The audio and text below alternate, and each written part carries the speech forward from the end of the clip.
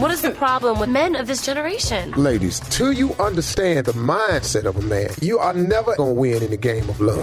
Act like a lady, but think like a man.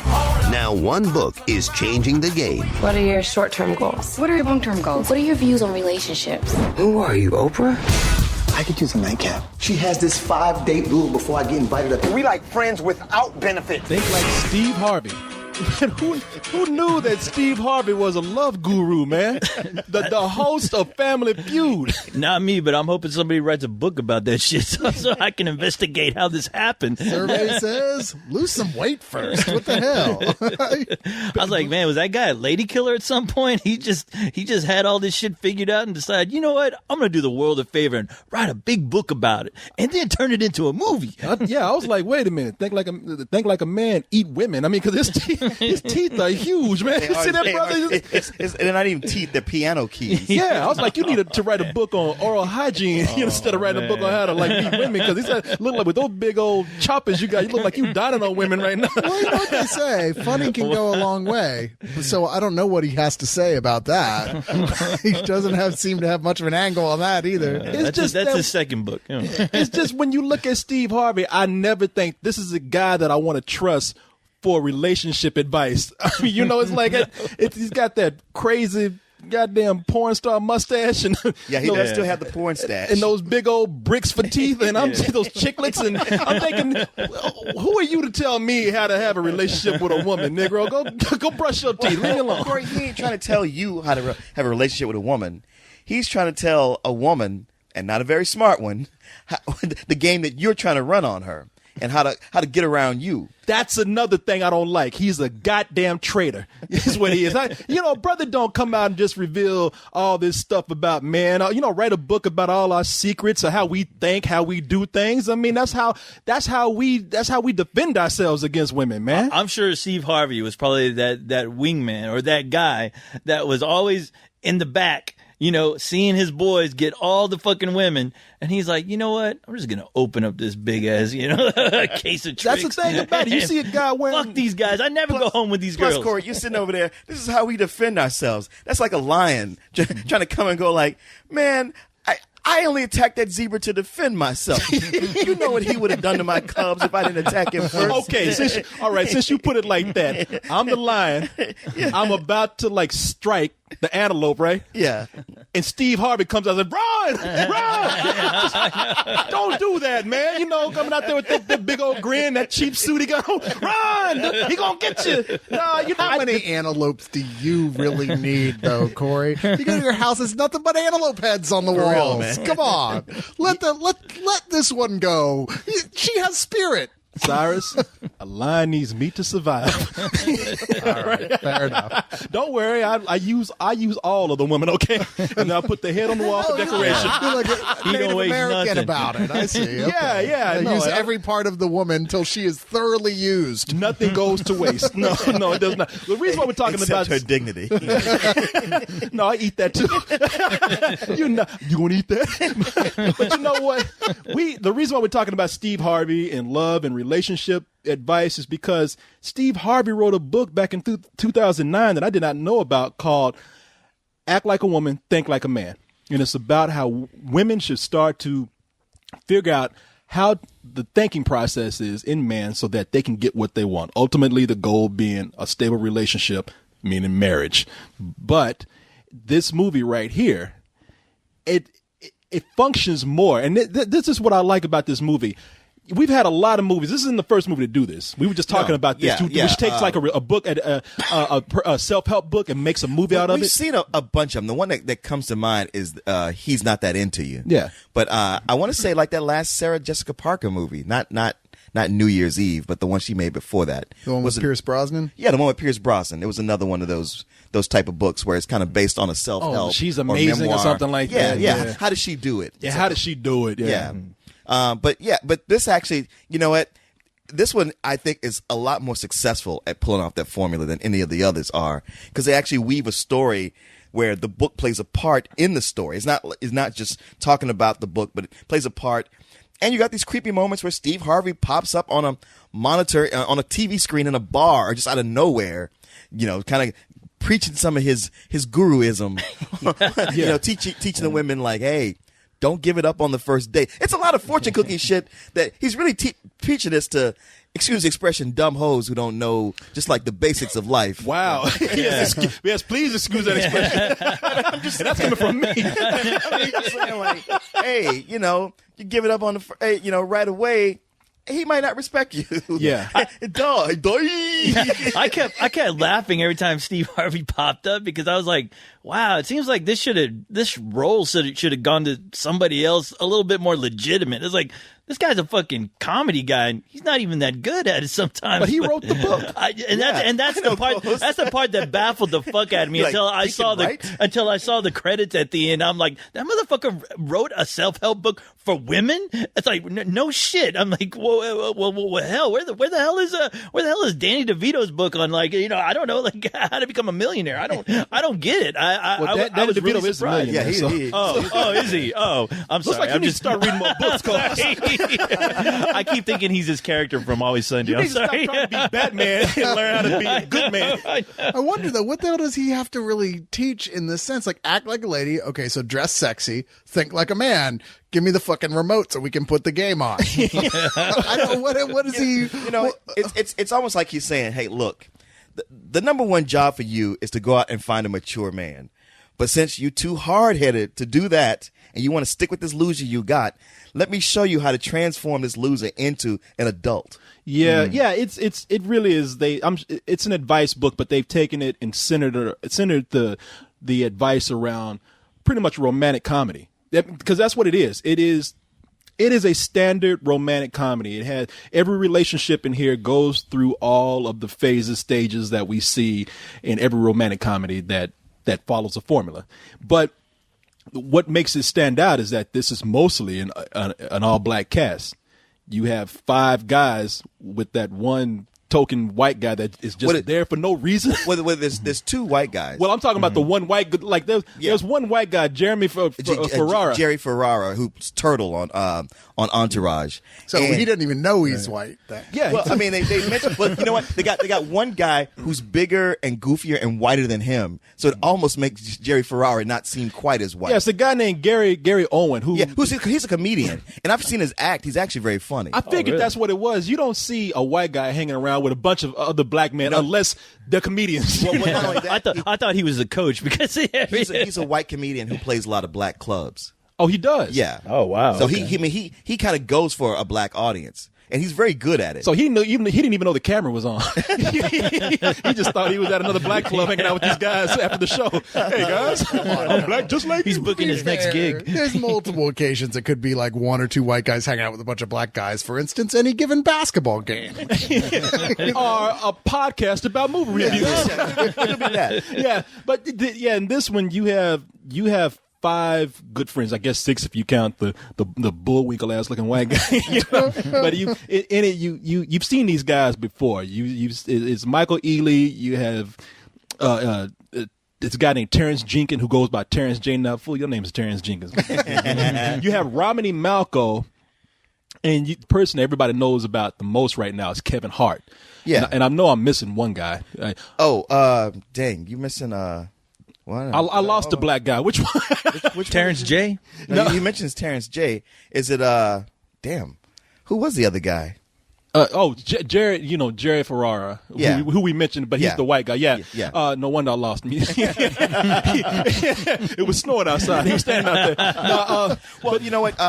Romany Malco and Kevin Hart, they were like first together in the 40-Year-Old Virgin. There's like this one scene where the two of them play off each other. That was the last time I saw that dude. So you've seen all these guys before. Like I said, Kevin Hart's probably the guy you see now because he's very popular on the comedy circuit. But it's them having different relationships with women because of the roles that they take. You have the non-commitment guy. You have the mama's boy. You have the divorcee. You have the player. You have the guy. Who's Michael Ealy? Who's the dreamer? The dreamer, yeah, the guy who has, and he's every day he has a different ambition. Oh, I was gonna go to school to do this. Oh, now I want to be a chef. Oh, I was gonna do this at one time. And this book that Steve Harvey wrote covers all their types. Why men do what they do? Look at this, guys. Steve Harvey's a traitor. Hey, look, chapter 7. That's you. I'm not a mama's boy. Shit, you don't think I'm a mama's boy, do you, bro? Nah. Listen to this. Men respect standards, get some. I prefer my women not to have standards. This is sick. It's brainwashing, I'm telling you. She's trying to push me toward my dreams and help me accomplish my goals. Why would she do this? Shit, at least you getting some. 90 days, that's not a probation, that's a death sentence. Hell yeah, I want to taste your yam. Hey, Mike, how old is your mom? What? No, not like that. No, it is like that. So first of all, put my plate down and stop hitting on my mom, man. Don't get mad at me. I don't even want to be here. Y'all the ones that want to be here. I want to go to the strip club. Man, wrap this up. Got a bunch of ones and somebody gonna get them. Miss Loretta, I'm ready for the rest of the tour.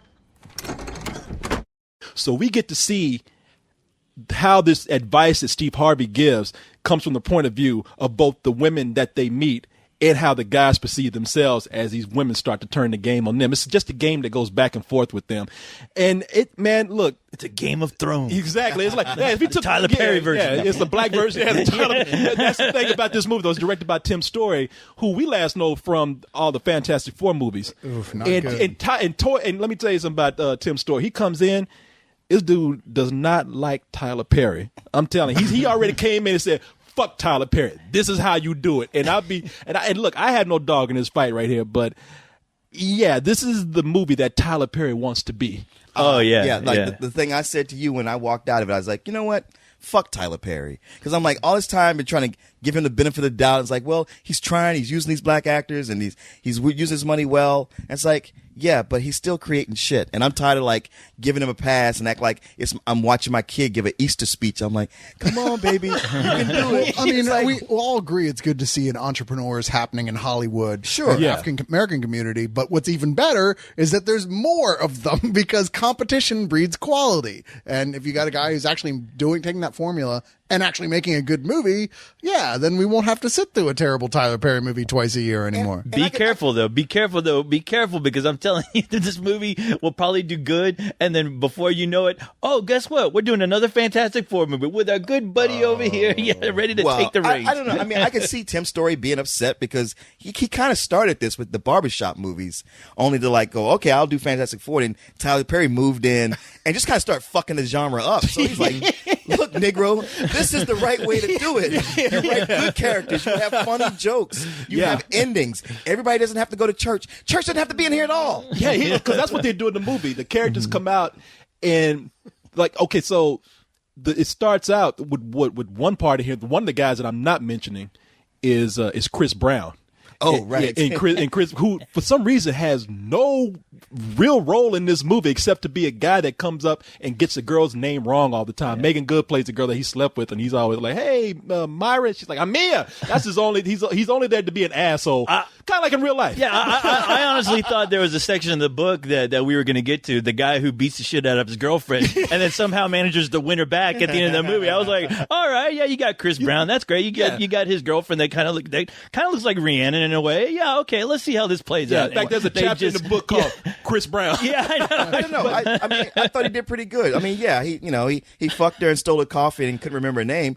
But he didn't punch her. No. So he's getting better. You got to give him credit. I was waiting for that, though, because there's a moment where she's like waking him up while he's sleeping. I'm like, stop that. Please, don't stop. Please stop. I don't. Yeah. That's like waking up. I was scared.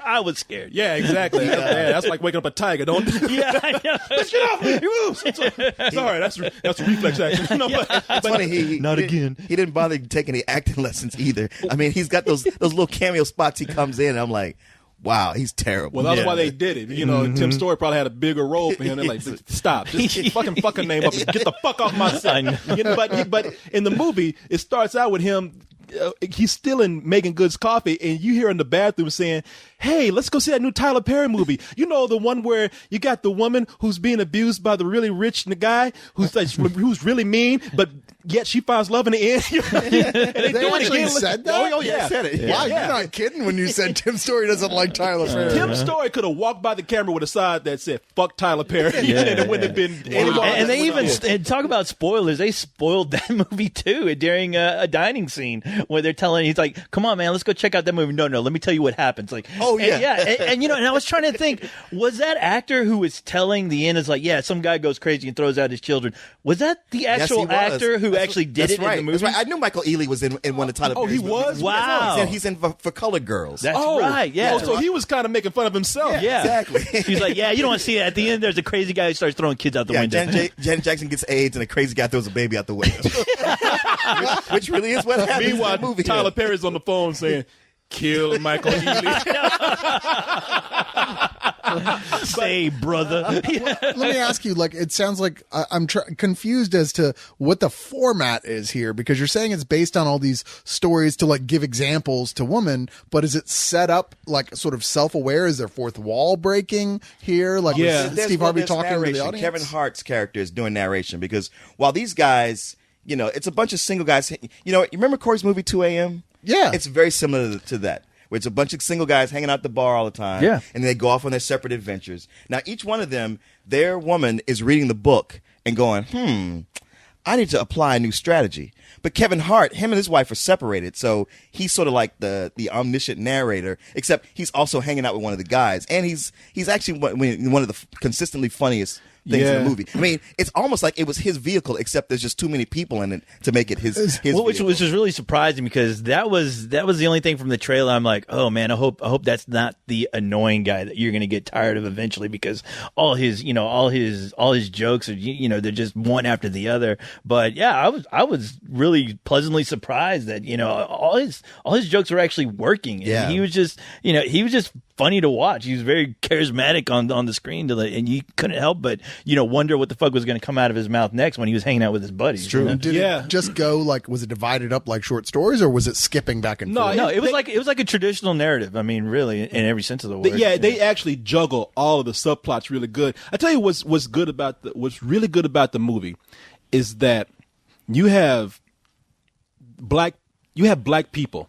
The majority of this movie is a black cast, but they are in a romantic comedy format that plays out like a romantic comedy format. In other words, I'm gonna sound like a preacher here. You have a black movie that's not trying to be black. Yeah. If you understand. Do you understand me, Cyrus? You have a black movie that's not trying to be black. Well, it's you're saying it's okay. So as much as Tyler Perry likes to really go like, oh yeah, this is totally a black thing, white people wouldn't even get this sometimes with his movies, and have his characters do almost stereotypical things, but it's hard for me to say. Yeah, to a cartoonish point. Tim Story has made a movie that's more sort of universally appealing. You have a movie where you have guys who are they are black people acting like black people, right? But it never has to try too hard to reference and say this is a black movie, so we have to hit this religious demographic. We have to hit this demographic which likes buffoonish stuff. We have to hit this demographic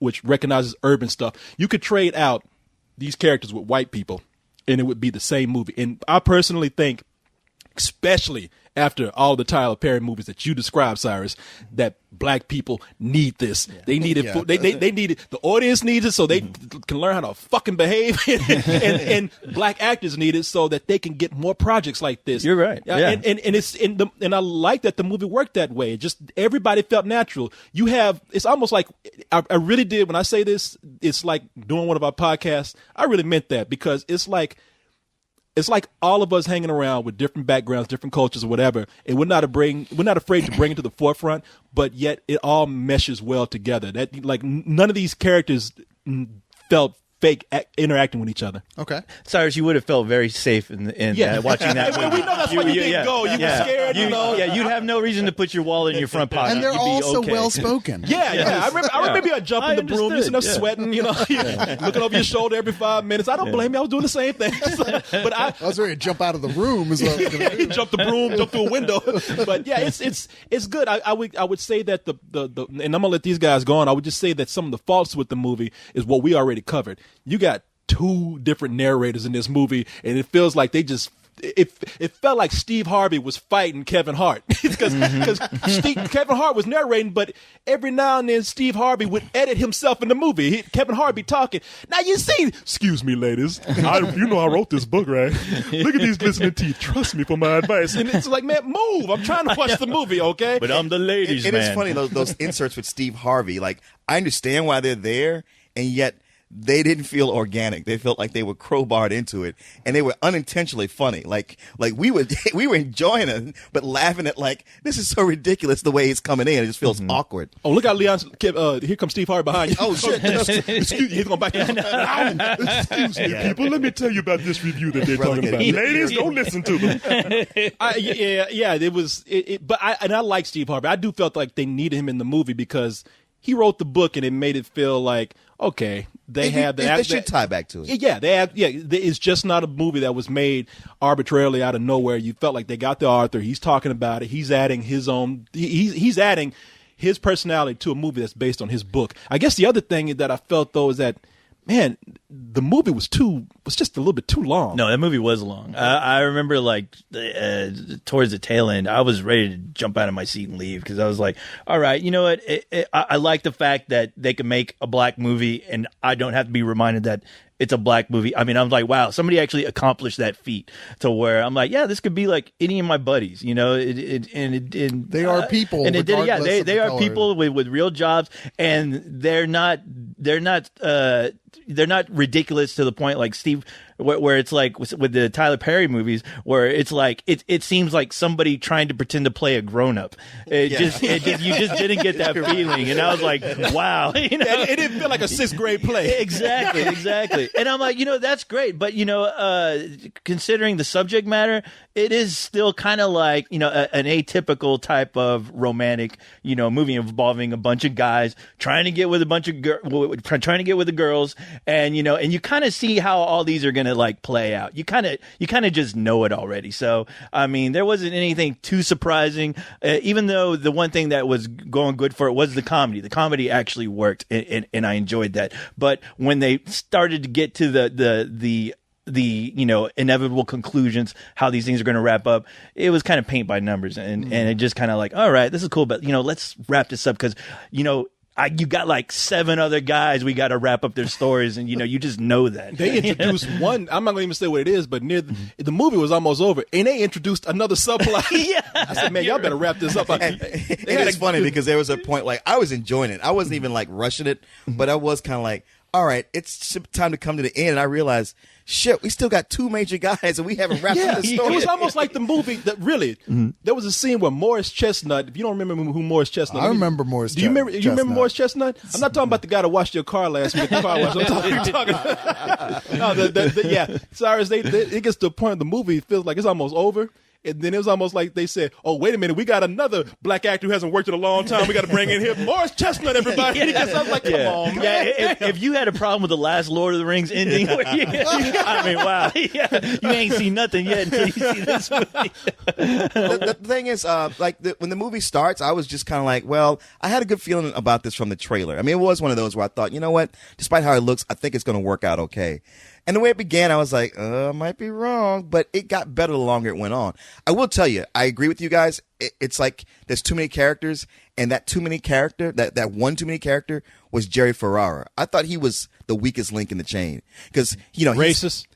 Hey man, you know what? Gary Owen worked fine with those guys, but like when they were all kind of buddying and hanging out, I felt genuine chemistry between all of them, except Jerry Ferrara just seemed to be there, nodding his head, doing kind of weak reaction shots. Was he just Turtle again, basically? He wasn't even Turtle. Like, Turtle's actually funny. But here he just seemed like some guy I didn't know who showed in his face that he didn't feel like he belonged there. And then to pair him up with Gabrielle Union, I was like, this relationship don't seem realistic to me at all. No. Like in what universe would she be with him? Why? Yeah, that was the only thing. See, before we get into that, because that's a good thing to address, I will say the other great thing about this movie, boy, if you love that smooth cocoa skin of a woman, this is like a parade of some of the finest black actresses they have out there in Hollywood. I'm just going down the list right here. Megan Good, Regina Hall, Taraji P. Henson, Gabrielle Union. Shit, I'll even throw Wendy Williams in there.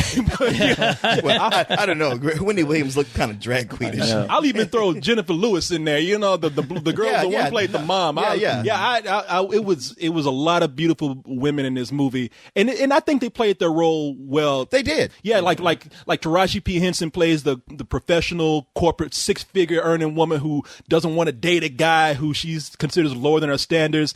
Regina Hall plays the single mom mom who doesn't want to get in a relationship because obviously of her son. You know, Megan Good is the girl who she's read the book and says, well, my man is not going to have sex for the next 90 days. And if he can last, if he can go through that gauntlet of having my legs closed, then he's going to be the one. And they all. God, I hope no woman watched this film. That's the only thing. But see, that's and these women, you know, they play types, but they played them well. But I just don't like this movie giving these women ideas. I'm just glad they didn't give Tyler Perry a chance to drag him through the goddamn streets and then through the dumpsters and through the mud. Where I was like, some of those actresses, like, man, I've seen these actresses in Tyler Perry movies, but wow, why doesn't he just let them be the gorgeous women that they are instead of like fucking giving them every goddamn bruise on their body?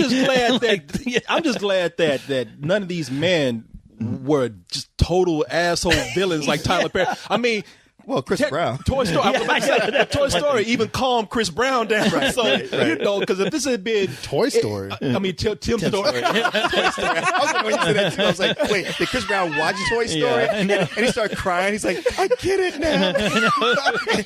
He gets on his smartphone. Rihanna, I am so sorry. Woody, I was wrong. Buzz Lightyear has taught me the way.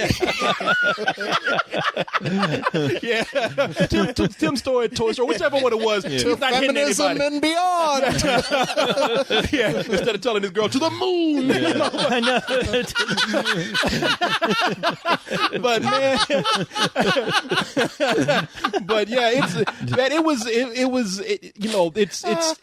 it's a movie. Like I said, I don't care what anybody says. I'm cutting the movie a little slack because for a long time I said I've gotten used to. I don't hate romantic comedies. I like them if they make me laugh, or if there's something there that I don't mind the formula if there's something more there that's going to get me. And God, I enjoyed so much watching Carlisle try and take you to task every single time we would go through this, and I always took your side. I know, and I appreciate that. But it was still really funny watching him just bait you. Well, see, you hate romantic comedies. No, I don't.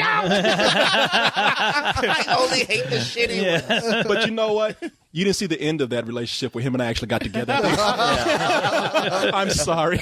Oh, I gave him a copy of Steve Harvey's book. That's why. Yeah. Oh, is that what it was? There you go. He's not going to be trifling you no more. That ending took forever to get to, by the way. So, but it is very funny and it made me laugh. But I will, a lot of people are going to hate that I'm playing the race card here because I don't mean to, but it was cool to see a black cast in a romantic comedy that was actually funny and didn't have to be crazy. It did two things. It wasn't as bland as most romantic comedies that we see, and it wasn't as buffoonish or caricaturish as a lot of black movies that we see.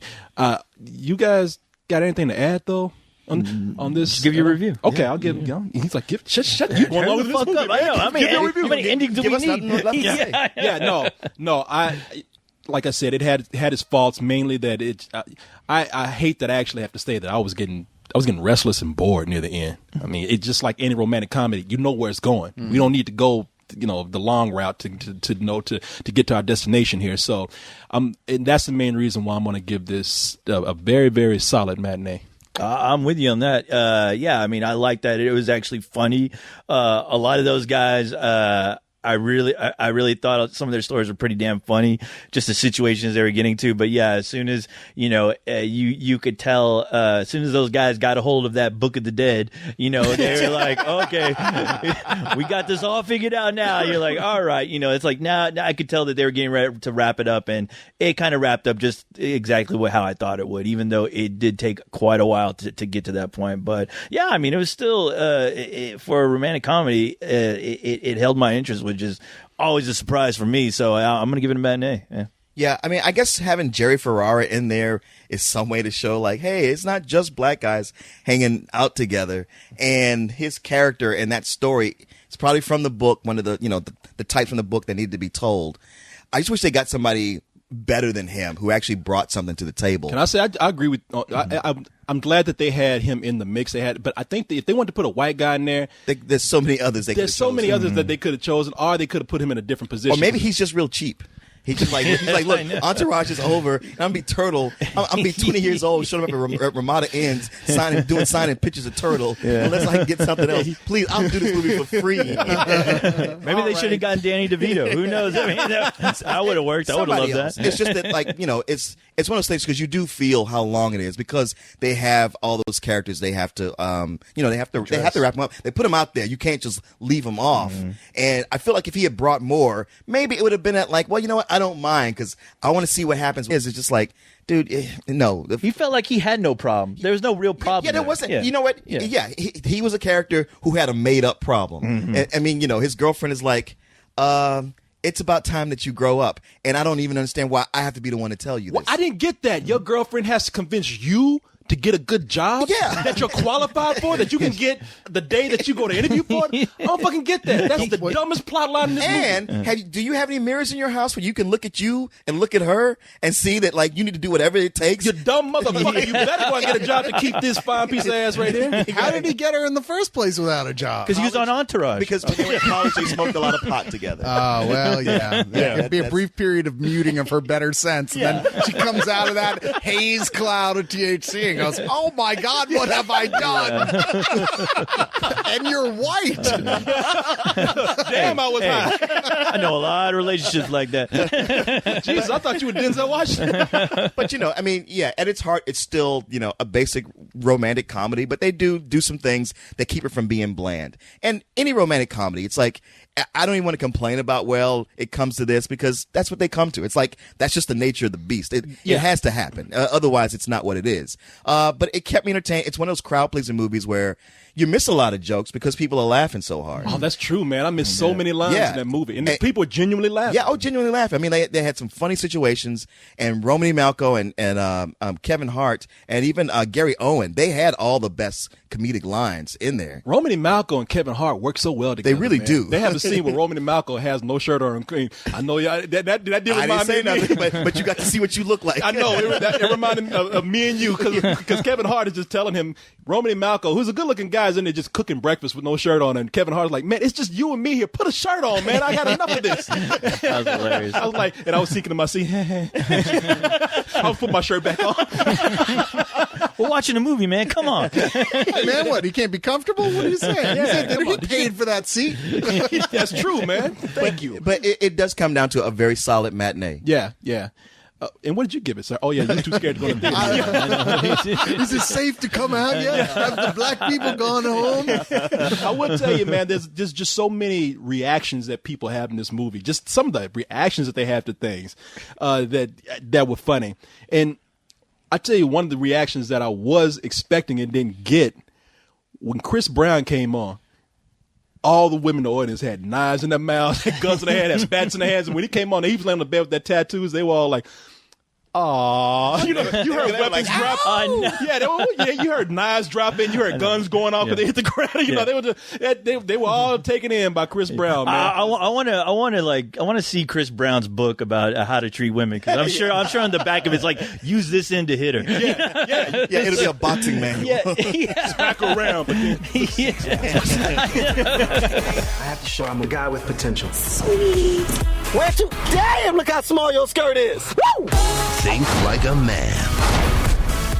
Like us. Follow us. Because I said so.